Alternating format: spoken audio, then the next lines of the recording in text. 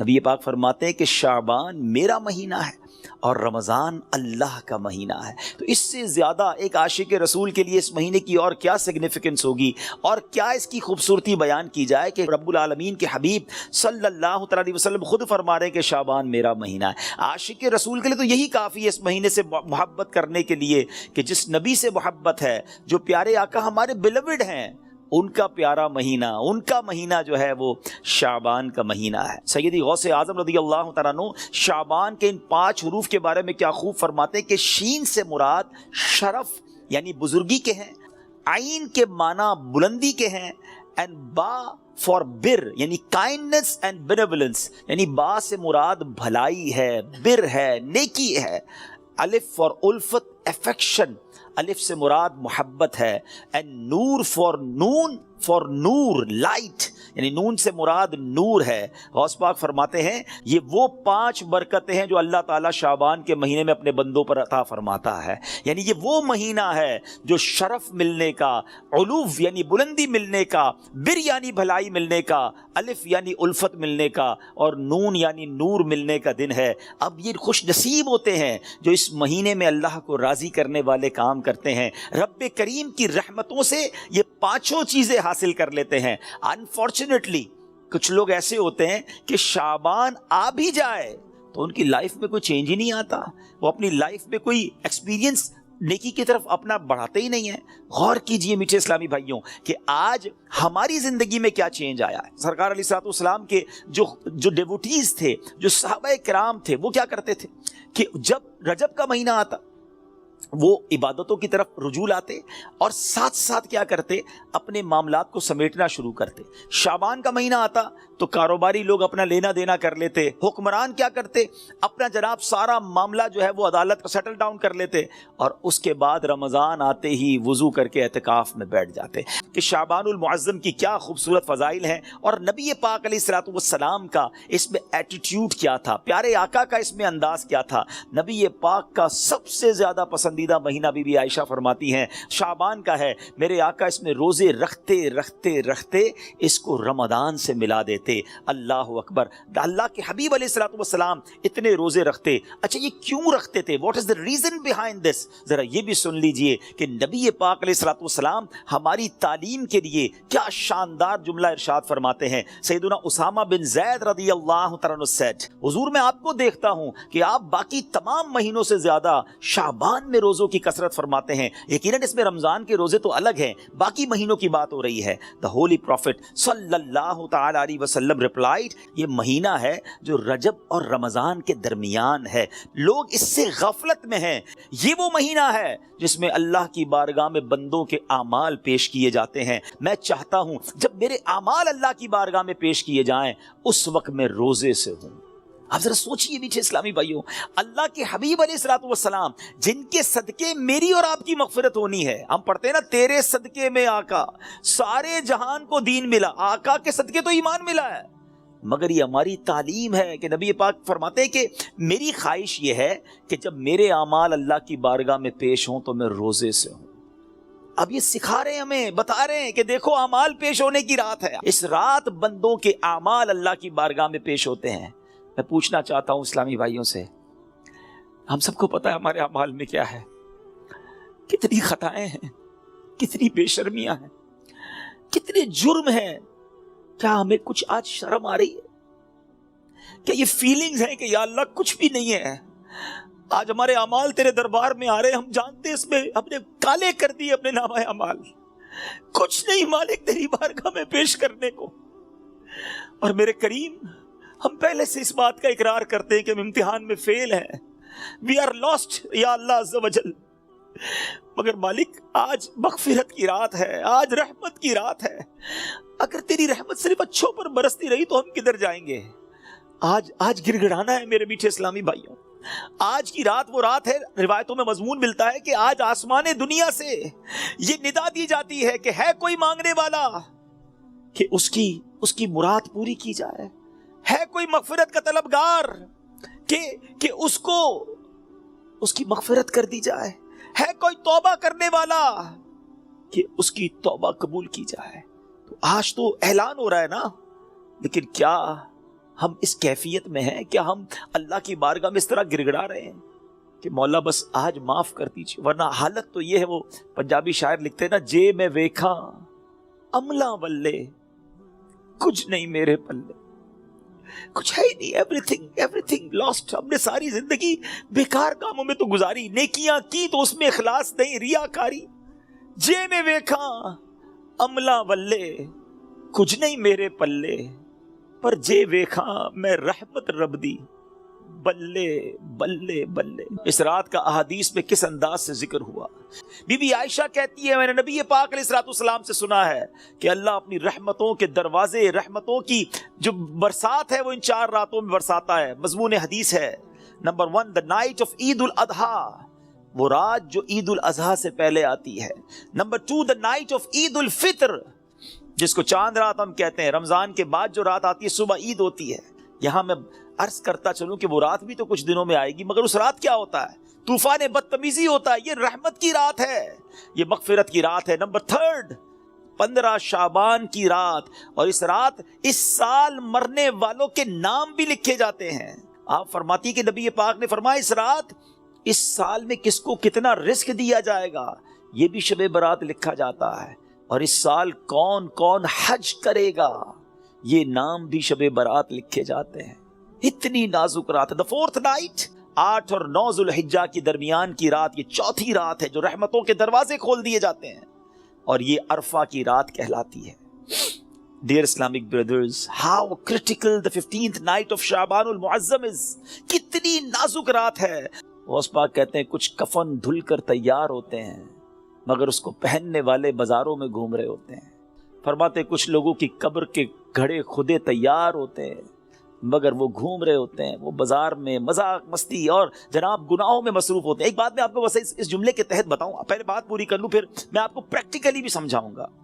کچھ لوگ ہنسی مذاق کر رہے ہوتے ہیں مگر موت کا وقت قریب آ گیا ہوتا ہے. فرماتے کچھ گھر بالکل بن کر تیار ہو گئے ہوتے ہیں مگر مکین جو اس گھر میں رہنے کے لیے آنا چاہتا ہے اس کا آخری وقت بھی آ گیا، اس کی قبر بھی تیار ہو چکی ہوتی ہے. اب ذرا اس کو پریکٹیکلی سمجھیے. آپ جب قبرستان جاتے ہیں کچھ قبریں تیار ملتی ہے نا، صحیح بات بتاؤں پریکٹیکل، جو قبریں کھودی ہوئی ہیں نا، جن کی بھی کھودی ہوئی ہیں وہ زندہ ہیں اس وقت. ہاں تھوڑی دیر بعد مرنا ہے انہوں نے اور پھر اس قبر میں آ جانا ہے.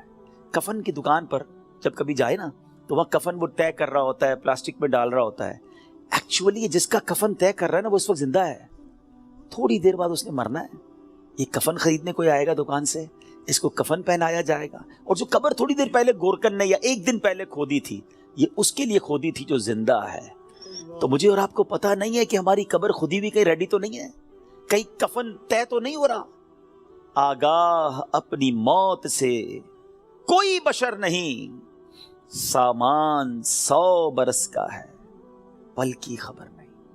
بہت زیادہ نازک رات ہے. اس رات کتنی مغفرت ہوگی، کتنے لوگ بخشے جائیں گے. پیارے آقا فرماتے جبریل امین میرے پاس آئے اور آ کر عرض کی کہ حضور آج 15 شعبان کی رات ہے، اللہ تعالیٰ جو اتنے لوگوں کو جہنم سے آزاد فرمائے گا جتنے قبیلہ بنی کلب کی بکریوں کے بالوں کی تعداد ہے. میں اور آپ تو اپنے سر کے بال کاؤنٹ نہیں کر سکتے، ایک گوٹ کے، ہم ایک بکری کے بال کاؤنٹ نہیں کر سکتے. قبیلہ بنی کلب تو سب سے زیادہ بکریاں پالا کرتا تھا. اٹ مینز ملینز بلینز لوگ آج کی رات بخشے جائیں گے.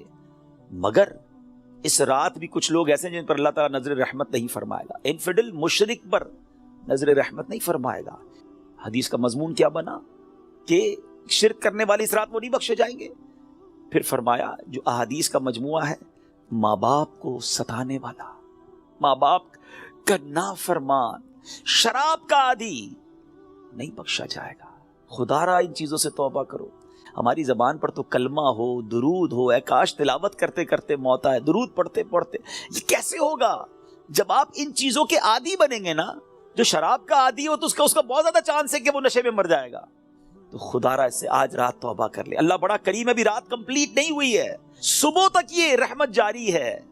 معافی مانگ لیجئے، سجدے میں سر جھکائی. ماں باپ کو اگر ستایا ہے، if your parents are not happy with you, please ان کے پاس جائیے اور معافی مانگیے، ان سے ان کے پیر پکڑ لیجئے. ماں باپ راضی تو رب راضی. ماں باپ ناراض تو رب ناراض، ان کو ناراض نہ کرو۔ اور اس حدیث سے کیا سیکھنے کو ملا کہ جو کٹ آف ٹائز کرتے ہیں، جو اپنی فیملی کے ساتھ رشتہ داری قطع کر دیتے ہیں، منقطع کر دیتے ہیں، ہم ان کے پاس نہیں جائیں گے، ہم ان کے گھر نہیں جائیں گے، ہم فلاں رشتہ دار کے پاس نہیں جائیں گے، نہ کرو ایسا۔ یہ رشتہ داریاں کاٹنا اللہ کو کتنا ناپسندیدہ ہے کہ شب برات بھی وہ لوگ نہیں بخشے جائیں گے۔ تو پلیز ان عادتوں سے اپنی جان چھڑا لیں۔ اور یہ جو ایڈلٹری کی طرف، زنا، بدکاری کی طرف جو بندہ جاتا ہے نا، یاد رکھیے گا پہلے نظر بہکتی ہے، پھر دل بہکتا ہے، پھر شرمگاہ، پھر پرائیویٹ پارٹس حرام کاری کی طرف جاتے ہیں۔ تو ہمارے یہ شٹر جو ہے نا، اسی کو بند کر دینا کہ حرام نہیں دیکھوں گا۔ اپنے موبائل پر، اپنے انٹرنیٹ ڈیوائسز پر ہم کیا دیکھ رہے ہوتے ہیں؟ پہلے حرام بندہ دیکھتا ہے، اور پھر یہ جو ہم نے دوستیوں کے نام پر جو گرلز اینڈ بوائز کی دوستیاں چل رہی ہوتی ہیں کہ نہیں جناب ہم only friends, it's not allowed in Islam. یہ دوستیاں ہی پھر حرام کی طرف لے کر جاتی ہیں۔ جو اسلام نے ہمیں جن چیزوں سے منع کیا، مسلمان ہیں، ہمیں جنت میں جانا ہے نا، اللہ کو راضی کرنا ہے۔ اگر رب ہی ناراض ہو گیا تو بنے گا کیا؟ آج کی رات اگر ایڈلٹری کرنے والا نہیں بخشا گیا پھر اس کو سوچے تو اس کا بنے گا کیا؟ تو پلیز میک ریپینٹنس، گر گڑائیے اپنے رب کی بارگاہ میں۔ اور دیکھیں توبہ کیا ہے۔ توبہ کے ویسے تو کئی ڈیٹیل علماء نے بتائی، مگر ان شارٹ اگر میں آپ کو بتاؤں نا، الندم التوبہ، شرمندگی توبہ ہے۔ پہلے تو اپنے اندر گلٹ فیل کیجئے کہ یا اللہ میں بہت برا ہوں، بہت غلطیاں ہیں، مالک معاف کر دے۔ اور پھر آئندہ نہ کرنے کا پکا ارادہ، اے اللہ اب نہیں کروں گا، میں تجھ سے وعدہ کرتا ہے، پرومس ان یور کورٹ یا اللہ عز و جل، میری توبہ قبول کرنے، مالک اب نہیں کروں گا۔ تو یہ پکی توبہ انشاءاللہ، کیا پتا اللہ کریم کی آج رحمت برس جائے اور وہ ہمیں آج معاف کر دے۔ What a beautiful incident، کیا خوبصورت واقعہ، ذرا ایمان کی جو چاشنی کے ساتھ سنی۔ امیر المومنین سیدتنا عمر بن عبد العزیز رحمۃ اللہ تعالی، حضرت عمر بن عبد العزیز امیر المومنین تھے جس وقت 15 شعبان کی رات عبادت میں مصروف ہیں۔ جب وہ اپنے سر اٹھاتے ہیں نا تو اپنے ساتھ ایک گرین کلر کا پیپر دیکھتے ہیں جس کا نور آسمانوں تک جا رہا ہوتا ہے۔ It was bearing the words، اس میں لکھا ہوا کیا ہے؟ هذه براءة من النار من الملك العزيز لعبده عمر بن عبد العزيز، یہ اللہ کی طرف سے اپنے بندے عمر بن عبد العزیز کے لیے جہنم کی آگ سے آزادی کا پروانہ ہے۔ ہائے ہائے ہائے، جس سے رب راضی ہو ان کو ایسے انعامات عطا ہوتے ہیں۔ تو میرے میٹھے اسلامی بھائیوں، ذرا سوچئے کہ ہم نے بھی تو اللہ سے مغفرت لینی ہے نا، ہم نے بھی تو اپنے رب کو راضی کرنا ہے۔ ہمارے بزرگان دین ہمیں سمجھاتے ہیں کہ یہ دنیا جی لگانے کی نہیں ہے، ہم سب کو اس دنیا سے جانا ہے۔ ذرا امیر المومنین حضرت ابوبکر صدیق رضی اللہ تعالیٰ کا فرمان سنیں، وہ کیا کہتے ہیں؟ The leader of the believers سیدنا صدیق اکبر رضی اللہ تعالیٰ would say during the sermon، ان کا ایک انداز ہوتا تھا، وہ خطبے کے دوران کیا کہتے ہیں؟ Where are those with beautiful faces، کہاں ہیں خوبصورت چہروں والے؟ Where are those who were arrogant about their youth، کہاں ہیں وہ لوگ جو اپنی جوانی پر بڑا ناز کرتے تھے؟ Where have those kings gone who had magnificent cities constructed and had them fortified with giant forts، کہتے ہیں وہ بادشاہ کدھر ہیں جنہوں نے بڑے بڑے شہر بنائے اور بڑے بڑے قلعے بنائے، ان کی شان و شوکت ہوا کرتی تھی۔ Where are those who were victorious on the battlefield، کدھر ہے وہ سپہ سالار اور وہ جنگجو جو میدان جنگ میں جیتا کرتے تھے؟ Without any doubt time has ruined them and they are now lying in the darkness of the grave، بغیر کسی شک کے وقت نے انہیں ختم کر دیا، پامال کر دیا، اور آج وہ اپنی اندھیری قبر میں ہیں۔ Hurry up، جلدی کرو، exceed in performing good deeds and seek salvation، سیدنا ابوبکر صدیق کہتے ہیں جلدی کرو اور اللہ کو راضی کرنے والے کام کر لو اور نجات حاصل کر لو۔ کاش یہ باتیں ہمارے دل میں گھر کر جائے۔ بندہ کہتا ہے یار ابھی تو ایک گھر ہے، 2 بنانے ہیں، ابھی تو چھوٹا ہے بڑا بنانا ہے، ابھی تو یورپ میں ہے پاکستان میں بھی گھر بنانا ہے، ابھی تو چھوٹا بزنس ہے بڑا کرنا ہے، 5 ایئرز بعد یہ ٹارگٹ ہے، 10 ایئرز بعد یہ ٹارگٹ ہے، 20 ایئرز بعد یہ ٹارگٹ ہے، اتنے پاسپورٹ لینے ہیں، یہ جناب ویزے لینے ہیں، مگر پتہ بھی نہیں چلتا اور بندہ کیسے دنیا سے چلا جاتا ہے۔ آئیے میں آپ کو ایک اور واقعہ سناؤں۔ سیدنا عمر بن عبد العزیز جن کو براءت کا پروانہ ملتا ہے، یہ امیر المؤمنین ہے، کس قدر نیک ہے۔ ایک بار ایک جنازے کے ساتھ قبرستان تشریف لے گئے، ہم بھی گئے گریو یارڈ، ہم بھی جاتے ہیں جنازے میں، ہماری کیا کیفیت ہوتی ہے؟ Look at the feeling of سیدنا عمر بن عبد العزیز رضی اللہ تعالیٰ عنہ when he visited graveyard۔ وہاں ایک قبر کے پاس بیٹھ کر غور و فکر میں ڈوب گئے. کسی نے عرض کی اے امیر المومنین آپ یہاں تنہا کیوں تشریف فرما ہیں؟ فرمایا ابھی ابھی مجھے قبر نے مجھے پکار کر بلایا اور بولی اے عمر بن عبدالعزیز مجھ سے کیوں نہیں پوچھتے میں اپنے اندر آنے والوں کے ساتھ کیا برتاؤ کرتی ہوں. میں نے اس قبر سے کہا مجھے ضرور بتا. وہ کہنے لگی جب کوئی میرے اندر آتا ہے تو میں اس کا کفن پھاڑ کر جسم کے ٹکڑے ٹکڑے کر ڈالتی ہوں اور اس کا گوشت کھا جاتی ہوں. کیا آپ مجھ سے یہ نہیں پوچھیں گے میں اس کے جوڑوں کے ساتھ جوائنٹس کے ساتھ کیا کرتی ہوں؟ میں نے کہا یہ بھی بتاؤ. تو کہنے لگی ہتھیلیوں کو کلائیوں سے، گھٹنے کو پنڈلی سے، پنڈلیوں کو قدموں سے جدا کر دیتی ہوں. اتنا کہہ کر حضرت عمر بن عبدالعزیز ہچکیاں لے کر رونے لگے. جب کچھ افاقہ ہوا کچھ اسی طرح عبرت کے مدنی پھول لٹانے لگے کہ اے اسلامی بھائیوں اس دنیا میں ہمیں بہت تھوڑا عرصہ رہنا ہے. جو اس دنیا میں صاحب اقتدار ہے وہ آخرت میں انتہائی ذلیل و خوار ہوگا. جو اس جہاں میں مالدار ہے وہ آخرت میں فقیر ہوگا. اس کا جوان بوڑھا ہو جائے گا، جو زندہ ہے وہ مر جائے گا. دنیا کا تمہاری طرف آنا تمہیں دھوکے میں نہ ڈال دے کیونکہ تم جانتے ہو کہ یہ بہت جلد رخصت ہو جاتی ہے. کہاں گئے تلاوت قرآن کرنے والے؟ کہاں گئے بیت اللہ کا حج کرنے والے؟ کہاں گئے ماہ رمضان کے روزے رکھنے والے؟ خاک نے ان کے جسموں کا کیا حال کر دیا. اے میرے میٹھے اسلامی بھائیوں یہاں عمر بن عبدالعزیز رضی اللہ تعالیٰ جھنجھوڑ رہے ہیں کہ عبادت بھی کرنی ہے تو اخلاص کے ساتھ کرنی ہے، اور اگر عبادت بھی دکھلاوے والی ہے تو قبر میں ان کا بھی حال برا ہو جائے گا. حضرت عثمان غنی رضی اللہ تعالیٰ عنہ کا ایٹیٹیوڈ آپ کو بتاؤں کہ عثمان غنی رضی اللہ تعالیٰ عنہ قطعی جنتی ہیں. اللہ اکبر، عشرہ مبشرہ سے ان کا شمار ہوتا ہے. اور لیکن ان کا انداز کیا ہوتا تھا؟ عثمان غنی رضی اللہ تعالیٰ عنہ جب قبرستان جاتے، قبر جاتے تو اس قدر روتے تھے کہ آپ کی داڑھی مبارک تر ہو جاتی. عرض کی گئی جنت و دوزخ کا تذکرہ کرتے وقت آپ اتنا نہیں روتے مگر قبر پر بہت روتے ہیں. اس کی وجہ کیا ہے؟ فرمایا میں نے نبی اکرم صلی اللہ علیہ وسلم کو فرماتے ہوئے سنا ہے قبر آخرت کی سب سے پہلی منزل ہے. اگر صاحب قبر نے اس سے نجات پائی تو بعد کا معاملہ اس سے آسان ہے، اور اگر ادھر نجات نہ ملی تو آگے کا معاملہ اور زیادہ سخت ہے. Actually this is the first examination. یہ پہلا امتحان ہے جو مرنے کے بعد دینا ہے. جو اس امتحان میں کامیاب ہے وہ آگے بڑھتا چلا جائے گا، اس کی سکسس کا راستہ کھل جائے گا. مگر جو اس امتحان میں ہی فیل ہو گیا وہ آگے بھی برباد رہے گا. اے میرے بیچ اسلامی بھائیوں کیا ہم اس ایگزامینیشن کی تیاری کر رہے ہیں؟ ہم میں سب نے کسی نہ کسی ایگزام کو دیا نا، اسکول مدرسے کہیں نہ کہیں ایگزام دیا تھا. اس ایگزام سے پہلے ہم پر کتنا برڈن تھا، کتنا پریشر تھا. مگر آئیے ذرا اس ایگزامینیشن اور قبر کے ایگزامینیشن کا تھوڑا کمپیریزن کرتے ہیں. دنیا کے ایگزام کی ڈیٹ پہلے سے پتا ہوتی ہے، فلاں منتھ کی فلاں تاریخ کو امتحان ہوگا. That's why we prepare for that. ہم اس کے لیے تیاری کرتے ہیں. ٹھیک ہے. سیکنڈ، اس پیپر کو جب ہم دیتے ہیں اگر فیل ہو جائیں تو اس کو ریپیٹ دینے کا موقع ملتا ہے. سپلیمنٹری پیپرز ہوتے ہیں، یا زیادہ سے زیادہ یہ ہوتا ہے کہ بھائی ایک سال آپ کا فیل ہو گیا، آپ دوبارہ اس کلاس میں پڑھیں گے. دیٹس اٹ، اور تو کچھ نہیں ہوتا. تیسرا، اس ایگزامینیشن کا جو رزلٹ ہے وہ فیو منتھس کے بعد یا فیو ڈیز کے بعد اناؤنس ہوتا ہے. ٹھیک ہے. یہ تین چیزیں ذہن میں رکھیے گا. وی نو دا ڈیٹ آف ایگزامینیشن، ہمیں پہلے سے پتا ہے. ایگزامینیشن کا لاس کیا ہے؟ اگر اس میں فیل ہو گئے ایک سال پڑھائی دوبارہ کرنی پڑے گی، یا زیادہ سے زیادہ اور کیا پنشمنٹ ملے گی. اور تھرڈ، اس کو دوبارہ ریپیٹ کا موقع ملتا ہے. اور تیسرے نمبر پر یہ ہے کہ اس کے رزلٹ میں کچھ ٹائم لگتا ہے. قبر کا امتحان یہ کیسا امتحان ہے کبھی سوچا آپ نے؟ دیر از نو سپلیمنٹری پیپر. دوسرا چانس نہیں ہے. ادھر ایک سال پیچھے رہ جائیں گے، ادھر قیامت تک قبر میں مار پڑتی رہے گی.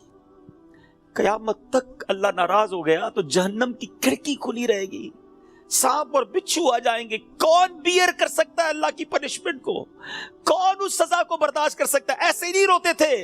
حضرت عثمان غنی بالکل کریکٹ فرمایا انہوں نے کہ یہی پہلی منزل ہے اور we have to clear this exam. کسی صورت میں نے اور آپ نے اس امتحان کو پاس کرنا ہے. ادھر فیل ہو گئے تو مارے جائیں گے، اور پھر اس کے بعد اس کا رزلٹ دیر سے اناؤنس نہیں ہوتا. ادھر جواب دینا ہے. صحیح جواب دیا تو جنت کی رحمتیں ہیں، تا حد نگاہ قبر وسیع ہے. اور ادھر رانگ آنسر دیا، ادھر جناب جہنم کا عذاب شروع ہو جائے گا، جہنم کی کھڑکی کھل جائے گی. اور پھر جو سب سے زیادہ کروشل بات ہے، سب سے زیادہ ڈرنے والی بات ہے، we don't know the date of that examination. ہمیں پتہ ہی نہیں ہے وہ امتحان کب دینا ہے، وہ آج بھی ہو سکتا ہے۔ جی ہاں، ہم میں سے ہو سکتا ہے کہ کل رات کوئی اپنے گھر میں نہ سوئے، قبرستان میں ہو۔ ہمیں یہ پتہ ہی نہیں ہے کب امتحان ہوگا، تو جب ہمیں پتہ نہیں ہے تو it means we have to prepare daily. ہمیں روز یہ طے کر کے سونا ہے یا زندگی گزارنی کہ آج اگر امتحان دینا ہے تو میں تیار ہوں، میں اس امتحان کے لیے تیار ہوں۔ I have a question of all of you۔ میں اب آپ سب سے ایک سوال کرنا چاہتا ہوں، اپنے آپ سے ایک سوال کرتے ہیں ناظرین، میں اپنے آپ سے بھی کروں اور آپ سے بھی پوچھتا ہوں، اگر آج مر گیا، مر تو سکتا ہوں نا، یہ تو پاسبل ہے نا، آج مر گیا، کیا میں تیار ہوں قبر کے امتحان کے لیے؟ میں جواب دے پاؤں گا کہ اللہ راضی ہے مجھ سے؟ کیا ایسی زندگی گزارنی ہے کہ مار نہیں پڑے گی؟ تو پھر تو ٹھیک ہے۔ if the answer is yes then it's okay۔ اور اگر آنسر یہ نہیں آ رہا دل سے کہ نہیں ابھی تو بہت گناہ ہیں، بڑی خطائیں ہیں، توبہ کرنی ہے، اچھا بننا ہے، نمازیں بھی کئیوں کی قضا ہو رہی ہیں، حرام روزی بھی چل رہی ہے، حرام چیزوں کو دیکھ بھی رہا ہے، حرام سن بھی رہا ہے، جھوٹ بھی زبان سے گیا نہیں ہے، غیبتیں بھی جاری ہیں، ماں باپ الگ پریشان ہیں، فیملی الگ ٹینشن میں ہے، روزی حرام بھی چل رہی ہے، ابھی نہیں مرنا بھائی، ابھی تو توبہ کرنی ہے۔ تو پھر بتاؤ نا کب توبہ کرو گے، کب قبر کی تیاری کرو گے؟ ابھی تو سنا کہ یہ اچانک موت کا ہوگا شکار، پتہ بھی نہیں چلتا۔ روز صبح کئی لوگ گھر سے نکلتے ہیں اور کہہ کر جاتے ہیں کہ میں جب ایوننگ میں واپس آؤں گا نا تو یہ والا کھانا بنا کے رکھنا، یہ والے میرے کلوتھس استری کر کے ذرا ریڈی کر کے رکھنا، have to go with my friends. بندہ واپس نہیں آتا، لاش واپس آتی ہے۔ ایسا ہوتا ہے نا، ہمارے ساتھ بھی ایسا ہی ہوگا، پتہ ہی نہیں ہوگا، اور لوگ کہیں گے یار ہمارے ساتھ ہی تو تھے آج، ارے صبح ملاقات ہوئی تھی، کل تو کھانا ساتھ کھایا تھا، اس کا انتقال ہو گیا۔ آج آپ کہتے ہیں نا کسی کے بارے میں، ایسی ہمارے بارے میں کوئی کہے گا، تھوڑے دن تک لوگ یاد رکھیں گے، اس کے بعد ہم ہوں گے، ہماری قبر ہوگی، ہمارے اعمال ہوں گے۔ اگر چین میں ہوں گے نا تو پھر ٹھیک ہے۔ اگر زندگی نماز پڑھتے ہوئے گزر رہی ہے، سنتوں کے مطابق ہے، حلال روزی کما رہے ہیں، درود پڑھ رہے ہیں، تلاوت قرآن ہو رہی ہے، حرام چیزوں سے بچ رہے ہیں، نیکی کی دعوت کے کاموں میں انوالو ہیں، تو پھر تو انشاءاللہ خیر ہو جائے گی انشاءاللہ۔ پھر تو نبی پاک تشریف لائیں گے اور پھر اعلیٰ حضرت لکھتے نا قبر میں لہرائیں گے تا حشر جلوے نور کے، جلوہ فرما ہوگی جب طلعت رسول اللہ کی۔ لیکن اپنے آپ سے پوچھو، کسی اور سے نہ پوچھو۔ I know very well، ہر بندہ اپنے بارے میں جانتا ہے کہ میں کتنا برا ہوں، تجھے تو خبر ہے میں کتنا برا ہوں، تو عیبوں کو میرے چھپایا الہی۔ ہمیں سب پتا ہے اپنے بارے میں۔ تو پلیز میرے میٹھے اسلامی بھائیو، اس ایگزام کی تیاری کیجیے۔ ایگزام میں کوسچن بھی ڈکلیئر ہیں۔ اچھا، دنیا کے امتحان میں تو سوال پتہ نہیں ہوتے نا، یہ قبر کا امتحان بڑا نرالا ہے، سوال پہلے سے پتا ہے، جواب بھی پہلے سے پتا ہے، مگر جواب وہی دے سکے گا جو ایمان لے کر جائے گا اور جس سے اللہ اور اس کے رسول راضی ہوں گے۔ حالانکہ آپ نے یہ 100 بار اس جواب کو پڑھ لیا، اس دن یاد اسی کو آئے گا جب پوچھا جائے گا من ربک، تو وہ کہے گا ربی اللہ۔ جب پوچھا جائے گا ما دینک، تمہارا دین کیا ہے، وہ کہے گا دینی الاسلام۔ اور پھر ایک پیارا سا چہرہ دکھایا جائے گا اور پوچھا جائے گا تو جس نے نبی پاک پر درود پڑھتے ہوئے، سلام پڑھتے ہوئے ان کی سنتیں اپنائی ہوں گی، چہرے پہ داڑھی سجائی ہوگی، سنت کے مطابق زندگی گزاری ہوگی، وہ تو دیکھ کر عرض کرے گا نا کہ وہی آقا ہیں جن کے لیے میں درود پڑھتا تھا، سلام پڑھتا تھا۔ اے فرشتوں، میں تو مر کے پہنچا ہوں یہاں اس دل ربا کے واسطے، لیکن ایسی لائف گزری کہ نہیں، کہیں ایسا نہ ہو کہ نبی پاک جب تشریف لائیں تو نبی پاک کی پہچان ہی نصیب نہ ہو، آقا ہی چہرہ نام سے موڑ لیں۔ کیونکہ نبی پاک نہیں فرمایا نا فمن رغب عن سنتی فلیس منی، جس نے میری سنت سے منہ موڑا وہ ہم میں سے نہیں۔ سوچئے، سنت کے بغیر جو زندگی گزار رہے ہیں، حرام کاموں میں زندگی گزار رہے ہیں، گناہ گار تو ہیں مگر بندے تو رب کے ہیں نا۔ وہ بندوں کو ان کی ماؤں سے زیادہ چاہنے والا ہے، اس کی رحمت تو چاہتی ہے، جی ہاں اس کی رحمت چاہتی ہے کہ میں اور آپ بخشے جائیں، مگر ہم چاہتے ہیں کہ نہیں؟ ہمارا یہ انداز ہے کہ نہیں کہ مولا آج ہم بس تیرے دربار میں آ گئے ہیں، مجرم حاضر دربار ہے، سر جھکا لیا ہے، مانتا ہوں مولا میں سب سے برا ہوں، مگر آج بخش دے مالک۔ قبر میں وہ کون سے اعمال ہیں جو کام آئے؟ ہم اکیلے ہوں گے نا، اندھیری قبر ہوگی، کبھی سوچا ہمارے روم کی لائٹ چلی جائے، ڈر لگتا ہے، پنکھا نہ چلے، ایئر کنڈیشن گرمیوں میں نہ چلے تو نیند نہیں آتی، جنریٹر یو پی ایس کتنے انتظام کرتے ہیں، کبھی سوچا کہ قبر میں ہوا آئے گی کہ نہیں، اکیلا ہوں گا، کیا ہوگا میرے ساتھ؟ اور اگر اللہ نہ کرے ادھر سانپ بچھو آ گئے, ادھر جہنم کی آگ ہوگی, تو ہم کیا کریں گے؟ آئیے میں آپ کو بتاتا ہوں.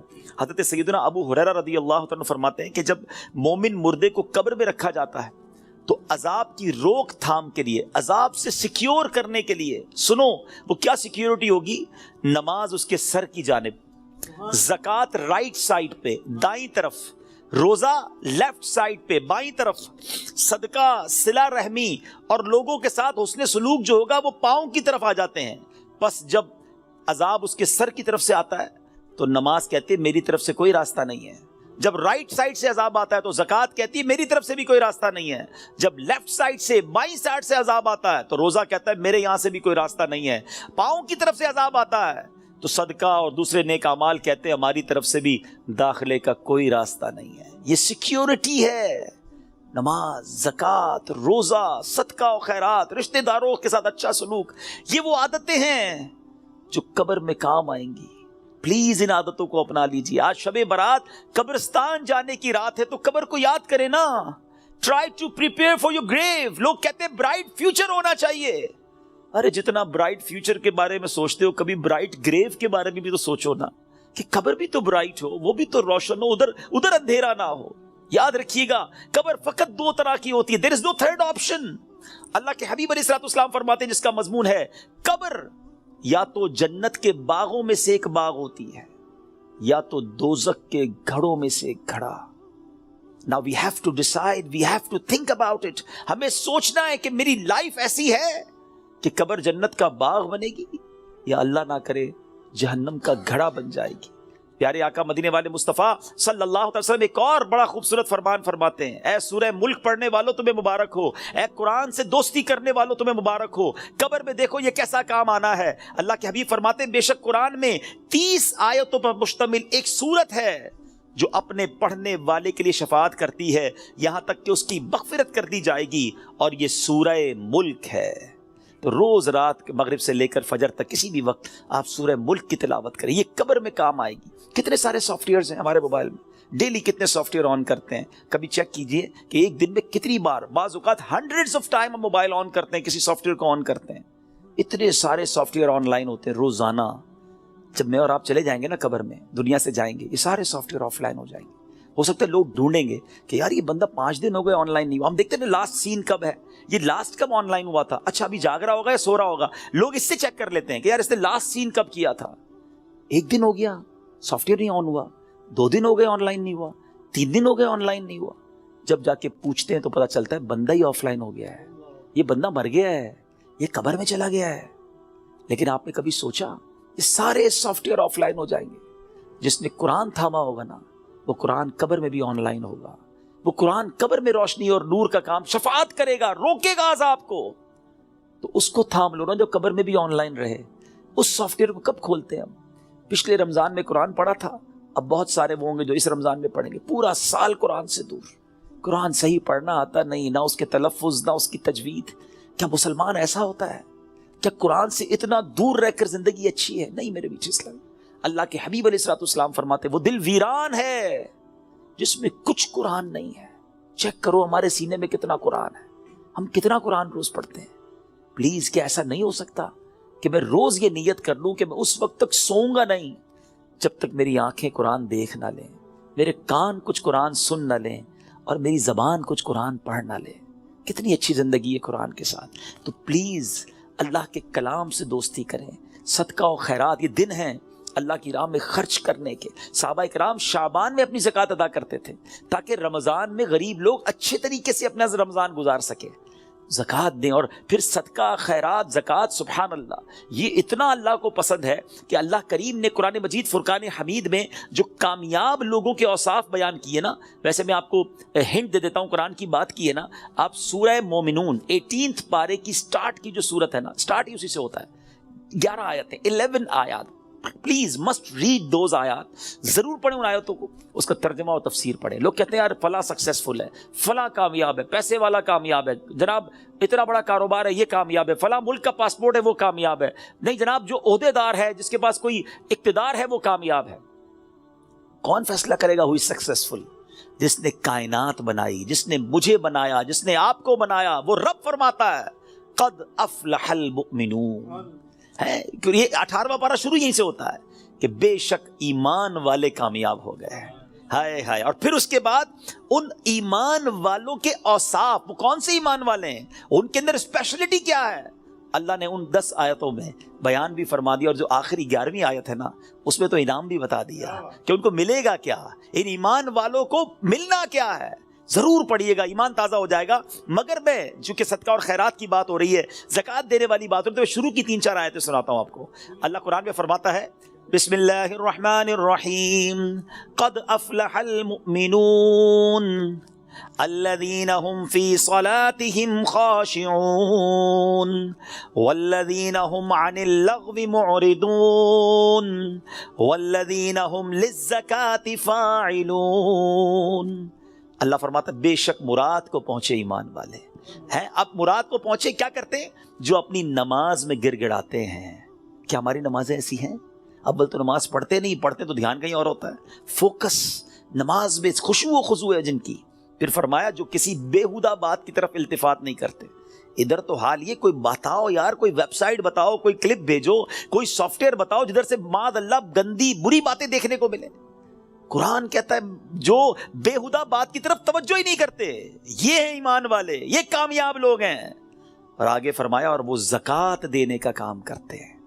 خوش نصیب ہے وہ لوگ جو زکوٰۃ دیتے ہیں. یہ دن آئے ہیں اپنی زکوٰۃ کا پراپر حساب کریں، اللہ کی راہ میں دل کھول کر خرچ کریں. اور یہ میں ایک اور بات بتا دوں، جب بھی عبادت کریں نا، وہ خوش دلی کے ساتھ کریں، وارم ویلکم کریں عبادت کو، برڈن فیل نہ کریں. کبھی کبھی لوگ کہتے ہیں یار زکوٰۃ دینی پڑے گی، اتنا ساری زکوٰۃ بن رہی ہے. مثال کے طور پہ کوئی کہتا ہے اگر میری 10 لاکھ زکوٰۃ بن رہی ہے، او ہو، ارے خدا کے بندے، اللہ نے 4 کروڑ دیے تو 10 لاکھ بن رہی ہے نا. شکر ادا کرو، اللہ نے دینے والا بنایا، مانگنے والا نہیں بنایا. میں تو کہتا ہوں جو زکوٰۃ دے وہ سجدہ شکر بھی ادا کرے کہ مالک تیری مہربانی، تو نے دینے والا بنایا، مانگنے والا نہیں بنایا. تراویح پڑھنی پڑے گی، رمضان آ گیا ہے. ارے اللہ کے بندو شکر ادا کرو، اللہ نے پیر سلامت دی، اللہ نے پھر رمضان دے دیا، پھر روزے رکھوں گا، پھر تلاوت کروں گا، پھر تراویح. خوش دلی کے ساتھ برڈن فیل کر کر اگر آپ عبادت کریں گے اس کا ثواب بھی نہیں ملنا، اللہ ناراض ہوگا اس سے. خوش دلی کے ساتھ ویلکم کریں عبادت کو، انشاءاللہ اللہ اور عطا فرمائے گا. اور یہ صدقہ، خیرات، زکوٰۃ، یہ تو ملٹیپلیکیشن ہے آپ کے مال کی. تو ہے میرے میٹھے اسلامی بھائیوں، اس میں ماہ رمضان سے پہلے خوب سخاوت کریں. سخی اللہ کو بڑا پسند ہے. اللہ اکبر. حدیث کا مضمون ہے سخی اللہ کے قریب، بندوں کے قریب، جنت کے قریب ہوتا ہے اور دوزخ سے دور ہوتا ہے. اور جو بخیل ہوتا ہے نا، کنجوس، سٹنجی، فرمایا وہ اللہ سے بھی دور، بندوں سے بھی دور، جنت سے بھی دور ہوتا ہے، دوزخ کے قریب ہوتا ہے. آپ سوچ لیجئے کون سے گروپ میں جانا ہے. اللہ سے دعا کرو اللہ سخاوت عطا فرمائے اور اپنی راہ میں دل کھول کر خوش دلی. دیکھیں انجوائے کر کے خرچ کرو گے نا، اس کو پتہ کیسے انجوائے کر سکتے ہیں آپ، اس کو کیسے خوش دلی کے ساتھ کر سکتے ہیں. مال انسان کو یقیناً پسند ہوتا ہے. یہ انسان جو ہے نا، اس کے اندر جس کو کہے کہ دل کے اندر مال سے محبت ہے. اب اس مال کو خرچ کرتے ہوئے خوشی کیسے ہو، اس کا بڑا پیارا علماء نے طریقہ بتایا کہ بندہ یہ سوچے، یہ سمجھے اور یقین کرے کہ جو میں دے رہا ہوں نا، یہ جا نہیں رہا ہے، یہ میرے ہی اکاؤنٹ میں جمع ہو رہا ہے اور ملٹی پلائی ہو رہا ہے. سبحان. جب یہ آپ کا مائنڈ سیٹ بن جائے گا نا، مثال کے طور پہ ہمارے یہاں لوگ کمیٹی ڈالتے ہیں، BC ڈالتے ہیں، تھوڑے تھوڑے پیسے. کیوں یار؟ مشکل وقت میں کام آئیں گے، اسی لیے ڈالتے ہیں نا. تو یہ واقعی وہ پیسے ہیں جو مشکل وقت میں کام آئیں گے. اور یہ وہ مشکل وقت ہوگا جب کوئی مدد نہیں کر سکے گا. Nobody help us on the day of judgment. کیوں کہ وہاں تو آپ نے سنا ہے نا، ماں بھی جواب نہیں دے گی، والد بھی جواب نہیں دے گا، والد کو بیٹا جواب نہیں دے گا. تو یہ وہ میرے پیسے ہوں گے جو مجھے اس وقت ملیں گے اور ملٹی پلائی ہو کر ملیں گے. یہ میں نہیں کہہ رہا، اللہ کریم فرماتا ہے، حدیث قدسی میں ہے جس کا مضمون ہے اے ابن آدم اپنا مال میرے پاس جمع کرا دے. اللہ کا فرمان سنے، میرے پاس جمع کرا دے، نہ جلے گا، نہ ڈوبے گا، نہ کم ہوگا، نہ چوری ہوگا. میں تجھے اس دن لوٹاؤں گا جس دن تجھے ایک ایک نیکی کی ضرورت ہوگی. اب بتاؤ خرچ کرتے وقت مزہ کیوں نہ ہے؟ اگر یہ ذہن بن جائے کہ یار میں جمع کرا رہا ہوں، قیامت کے دن ملٹی پلائی ہو کے ملے گا، جب میں پھنسا ہوا ہوں گا زیادہ ملے گا، تو بندہ کہ اور ڈال دو یار، تھوڑے اور لے جاؤ بھائی. تو آپ انجوائے کریں اللہ کی راہ میں خرچ کرنے کے لیے. کسی غریب کو، کسی مسجد میں، کسی فقیر، جو رشتہ دار غریب فقراء ہیں، بانٹیں. اور سوچے نا، میں آج کی مثال دیتا ہوں. میں آج ایک جگہ بیٹھا تھا، زکوٰۃ سیمینار تھا میرا، وہاں بیان تھا، تو وہاں کچھ بزنس کمیونٹی کے لوگ بیٹھے تھے. آپس میں بات ہو رہی تھی کہ یار مجھ سے وہ لینے آئے تو میں تو دے چکا تھا، زکوٰۃ تو دے دی تھی. تو میں نے کہا آپ کو اور دینا چاہیے. کہا یار پوری تو دے دی تھی. میں نے کہا اللہ نے دینا روک لیا ہے. خاموش ہو گئے. میں نے کہا میں آپ کو حدیث سناتا ہوں, میں نہیں کہہ رہا, اللہ کے حبیب علیہ الصلوۃ والسلام فرماتے جس کا مضمون ہے گن گن کر خرچ نہ کرو ورنہ وہ رب کریم بھی تمہیں گن گن کر عطا فرمائے گا. یہ روک لیتے ہیں نا جو بھائی ہم نے دے دیا جتنا دینا تھا, ارے دیتے رہو. وہ جب دیے جا رہا ہے آپ جانے والا راستہ بھی کھلا رکھو, وہ اور عطا فرمائے گا. یہ ملٹی پلائی ہے, یہ وہ ایسا سرکولیشن ہے جو آپ کا بڑھتا ہی رہے گا. These are the days for generosity. یہ دن ہے اللہ کی راہ میں خرچ کرنے کے, نیکی کے کام میں خرچ کیجیے. آپ نے سنا تو صحیح کہ صدقہ پیر کی طرف آ کے کھڑا ہو جائے گا, عذاب سے بچائے گا. نماز سر کی طرف آ کے کھڑی ہو جائے گی. جناب روزہ, اب یہ ساری وہ نیکیاں ہیں, زکوٰۃ, یہ بچائیں گی آپ کو. اللہ مجھے اور آپ کو یہ نیکیاں کرنے کی توفیق عطا فرمائے.